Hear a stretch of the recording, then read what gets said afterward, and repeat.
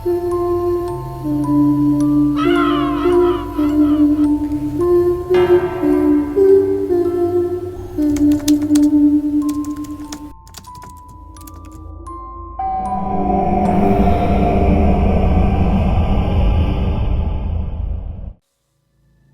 magandang araw po sa lahat. Dahil po sa pagkasensitibo ng aking kwento, ay sadya kong binago ang aking pangalan. Tawagin niyo na lamang po akong Rogelio. Dati po akong kabilang sa isang private army ng isang malaking politiko sa isang probinsya. Yan po ang dahilan kaya nagtago ako ng pagkakakilanlan.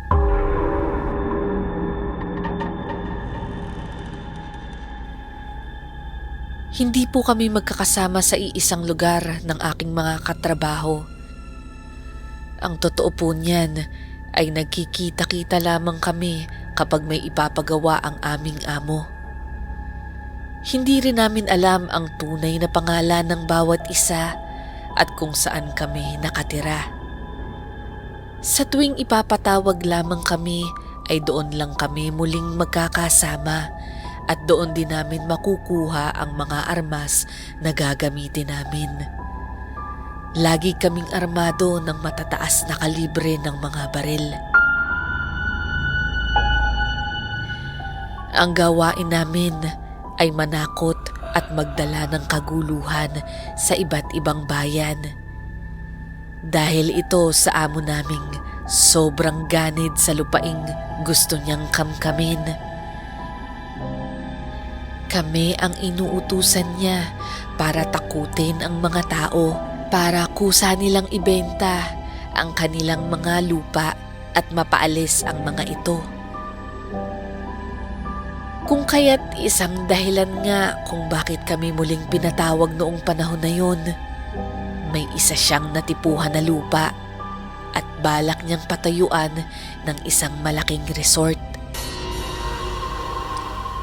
Pero ang problema niya nga ay ayaw umalis ng mga taga roon sa lupa, kaya napag-utusan kaming paalisin ang mga mamamayang naninirahan doon. Tulad ng nakasanayan, papupuntahin kami sa isang safe house. Doon ay para sabihan kami ng dapat naming gawin at kung saan kami magkikita-kita kapag nagsisimula na ang aming misyon. Aaminin ko po, Misteri, minsan naaawa ako sa mga pinapalayas namin sa mga lupain nila. Pero dahil sa laki ng binabayad sa amin, ay gano'n na lang ang pagsunod namin sa kanya. Sa mga misyon na ipinapagawa sa amin, ay karaniwang 10 katao kami. Pero dahil daw sa iilan lamang ang mga naninirahan doon sa lupa at 3 kabahayan lang ang paaalisin namin, ay 5 lamang kaming pinadala. Ako, si Diego, Miguel, Noel at ang leader naming si Casimon. Kaming 5 na atasan sa trabahong ito ay nagkita-kita sa isang masukal na lugar na sakop ng lupang kakamkamin ng aming amo. Ngayon, nandito na pala ang lahat. Sisimulan nating maglakad mamayang gabi. Ang uunahin nating puntahang bahay ay isang pamilya, isang mag-asawa at may 2 anak. Tulad ng dati, igagapos natin yung mga bata at tatakutin natin yung mga magulang para umalis na dito.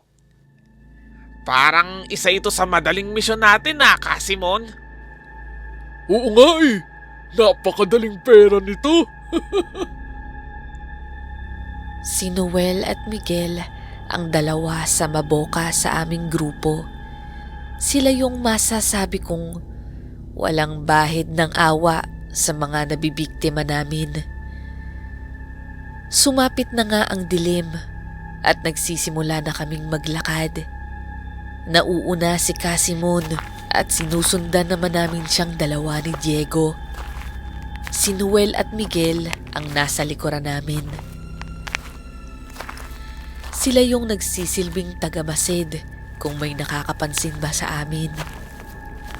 Sa di kalayuan ay nakita na namin ang unang kubo na sasalakayin namin.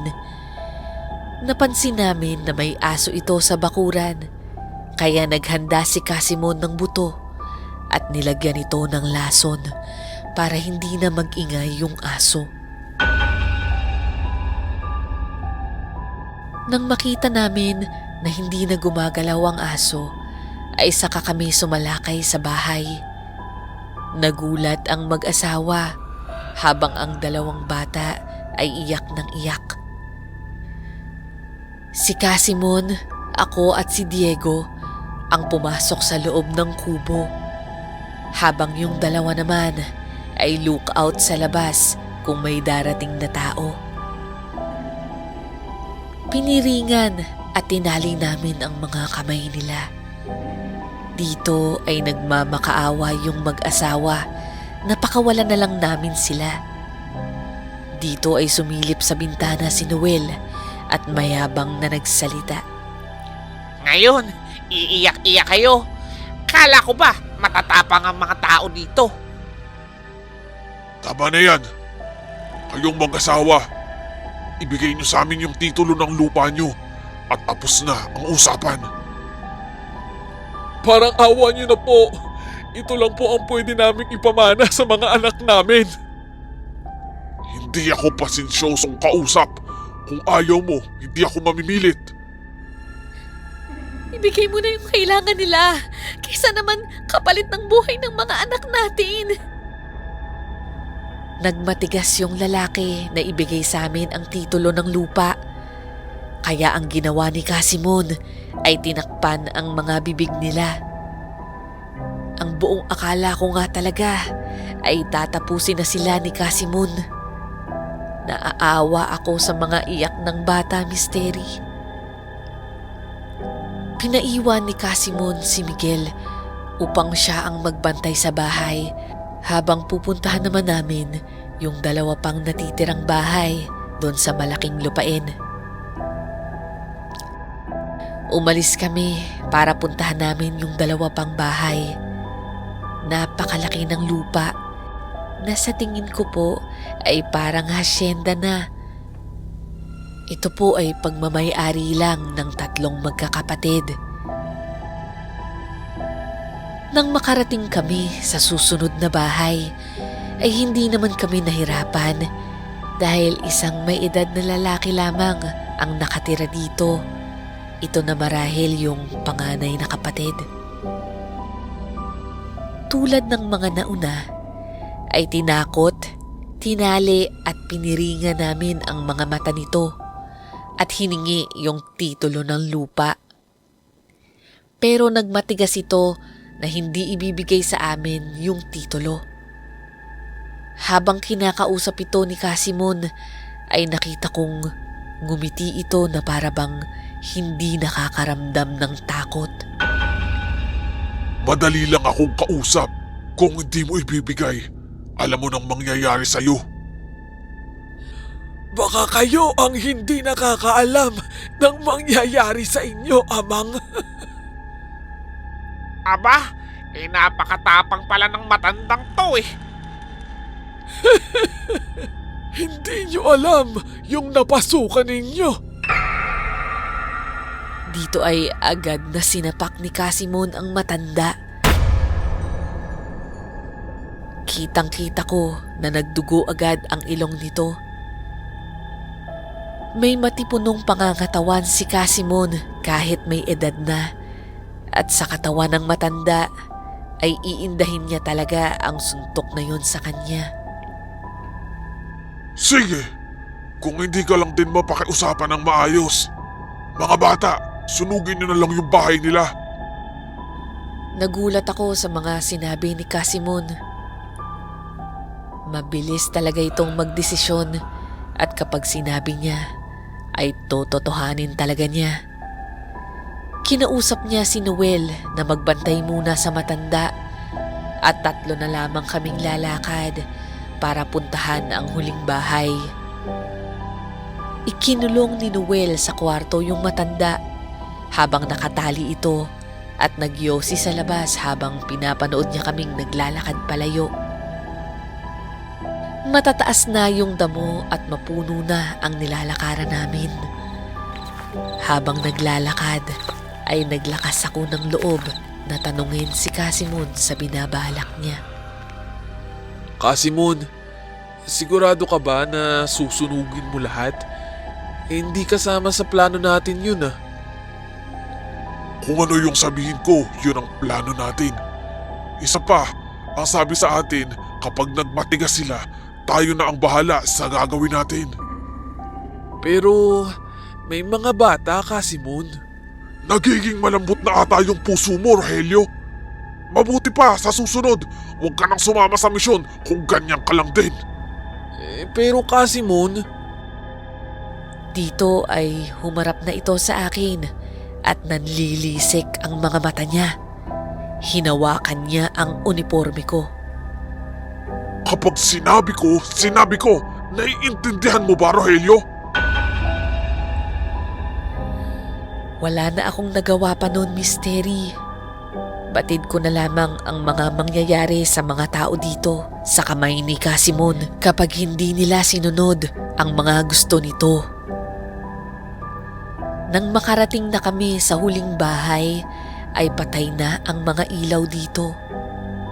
Sinenyasan niya kami na paligiran ang gilid ng bahay, kaya nagpunta kami ni Jeko sa magkabilang gilid nito.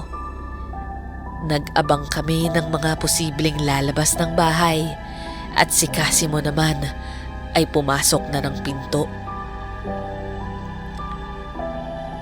Madilim ang bahay noon at parang tulog na ang mga tao dito. Nang biglang tumatakbo si Diego papunta sa akin. umalis na tayo! Ha? Bakit? Anong nangyari? Nagtataka kong tanong dito at kitang-kita ko ang takot sa mukha niya. Bilisan mo! Umalis na tayo! Hinila nito ang aking braso para tumakbo. Hinawakan ko ang balikat niya at pinigilan ko siya. Ano bang nangyayari sa'yo, Diego? Pero bago pa ito makasagot sa akin, ay nakita kong lumabas si Casimon sa pinto at dahan-dahang naglalakad papunta sa amin. Pero Misteri, may napansin akong isang bagay habang nakatitig kay Casimon. May tumutulo mula sa kanyang tiyan. Mukha itong dugo. Hindi ako pwedeng magkamali. Dugo nga ni Casimon ang tumutulo sa kanya. At kitang-kita ng dalawang mata ko. Butas ang tiyan nito. Inangat nito ang kamay niya na para bang humihingi ng tulong. Bigla na lamang itong nagsalita ng, Takbo! May aswang! Nagulat ako sa mga sinabi ni Casimon na sumabay naman yung pagsigaw ng isang nilalang na nasa loob ng bahay. Agad kaming tumakbo ni Diego ng mabilis. Nilingon ko pa si Casimon at nakita kong bumagsak na ito sa lupa. Pagbagsak ni Casimon sa lupa, ay siya namang labas ng dalawang nilalang mula sa loob ng bahay. Yung isa ay nilalasog-lasog niya yung katawan ni Casimon at yung isa naman ay dumiretso sa direksyon namin para kami naman ang habulin. Agad na humarap si Diego at pinaputukan niya ito ng baril. Pero mabilis itong nakatalon sa damuhan dahilan para hindi na namin ito makita. Nagmadali kaming tumakbo palayo sa lugar. Sandali kaming nagtago dahil hindi na namin matandaan yung pinanggalingan namin. At isa pa, hindi namin alam kung nasa na ngayon yung aswang na sumusunod sa amin. Nakita mo ba yung nangyari kay Casimon? Oo, butas ang tiyan niya eh. Nakita ko pang pinagbubutas pa ng isa habang nakahiga siya. Sumilip ako kanina sa bintana nung pinaligiran natin. Nakita ko yung isang lalaki na nagbago ng anyo habang papasok si Casimon sa loob ng bahay. Sumilip pa nga ito sa akin eh. Kaya nagulat ako. Nung silipin ko ulit, nakita ko na lang na natusok na sa tiyan si Casimon. Mga aswang pala yung may-ari ng lupa na to. Kaya pala, gano'n na lang yung sabi ng matanda kanina. Doon nga ay nagkatitigan kami ni Diego. Marahil ay aswang na din yung mga nasa kabilang bahay. Kaya nagmadali kaming umalis para puntahan ang iba pa naming mga kasamahan.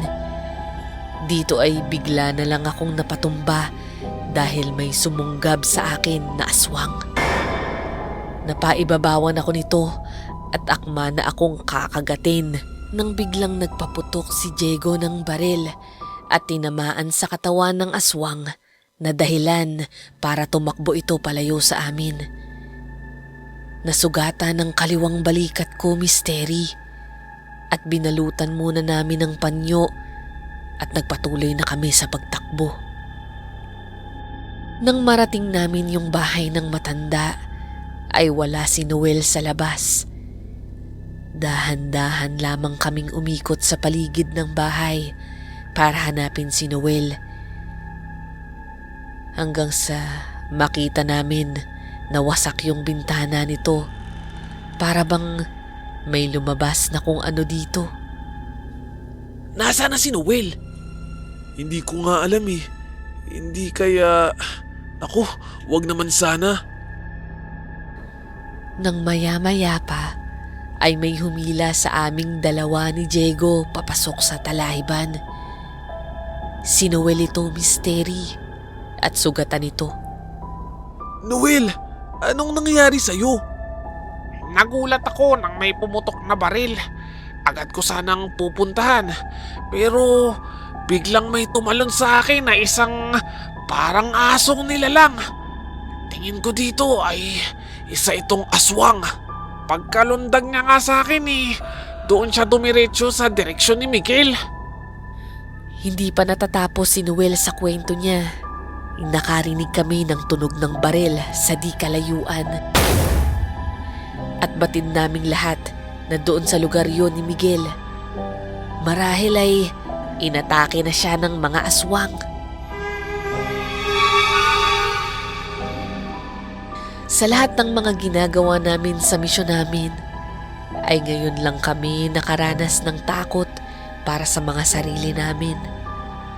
Ganito pala ang pakiramdam na kapag ikaw na ang hinahabol at papatayin. Teka, nasan nga pala si Casimon? Wala na siya. Inatake siya ng aswang doon sa bahay pagkapasok niya. Mga walang hiya! Uubusin ko silang lahat! Ano ka ba? Dapat ay isipin natin kung paano tayo makakalabas ng buhay dito. Kahit takot na takot kami, Misteri, ay umalis na agad kami pagkatapos naming maayos ang mga sugat na natamo naming dalawa ni Noel. Tumatakbo kami sa matataas na damo. Pero bigla kaming pinigilan ni Diego. Agad kaming nakiramdam dahil doon. Naramdaman naming may sumusunod sa amin. May naririnig kaming naglalakad din. Inihanda namin ang aming mga sarili sa maaaring mangyari. Biglang napahawak sa balikat ko si Noel.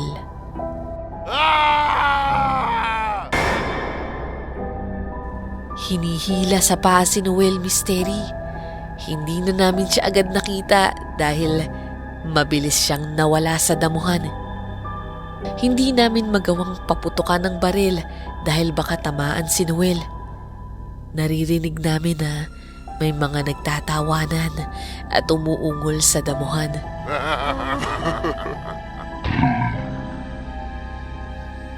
Narinig na lang namin na sumisigaw si Noel hanggang sa mawala na ito ng hininga.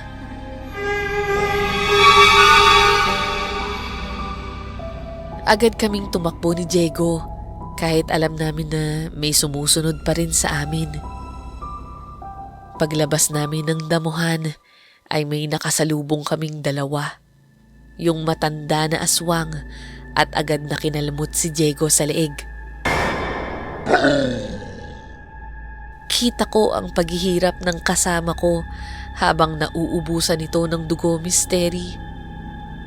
Nakatingin ako kay Diego nang magsalita ang matandang aswang. Diba, sabi ko sa inyo, hindi nyo alam ang pinapasok nyo dito. Agad kong tinutok ang aking baril sa aswang na matanda, pero tumawa lamang ito.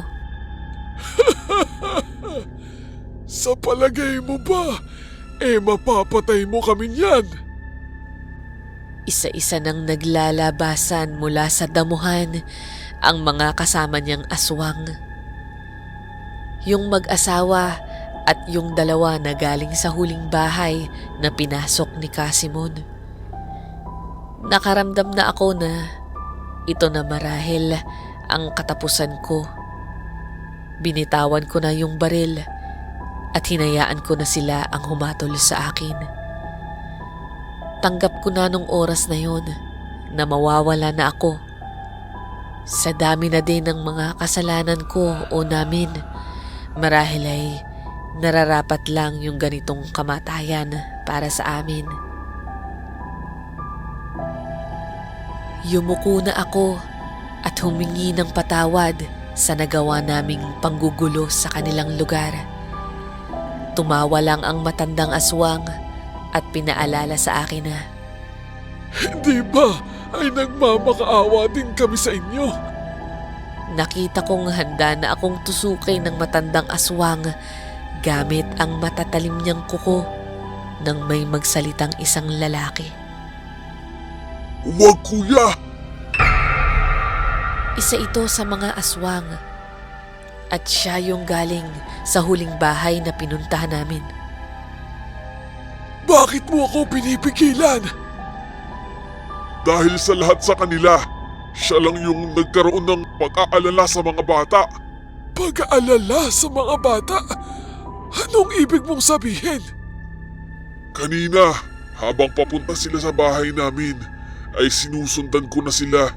Narinig ko ang pagtatalo nila ng kasama niyang lalaki. Tinutulan niya ang planong pagsunog sa atin. Naawa daw siya sa mga bata. Inaalala niya ang mga bata. Tunay na pagtanto ko na hindi siya isang masamang tao. Hindi siya katulad ng mga kasamahan niya. Ganun ba? Pero anong gagawin natin sa kanya? Mahirap mang paniwalaan, Misteri. Hinayaan nila akong makaalis sa lugar nila. Sa pakikipagkasundo na hindi ko sasabihin ang lahat ng nangyari sa lugar na yun. Naging usap-usapan ang mga nangyari na yun dahil sa paglabas ng mga bangkay ng 4 na tao. Pero dahil nasa ilalim ito ng malaking politiko, ay hindi na ito kumalat pa at itinago ng mga pulis ang naging investigasyon. Sa paliwanag sa akin ng matandang aswang, ay hindi sila kumakain ng mga karne ng tao. Hindi nila kinain ang mga karne ng mga kasamahan ko. Ngunit sa kasamaang palad ay napaslang nila ito dahil wala na daw silang ibang paraan.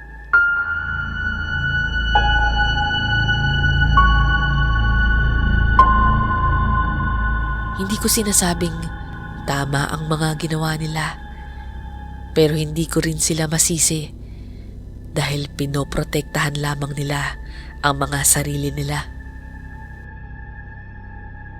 Pagkatapos ng pangyayaring yun, ay nagpakalayo-layo na ako.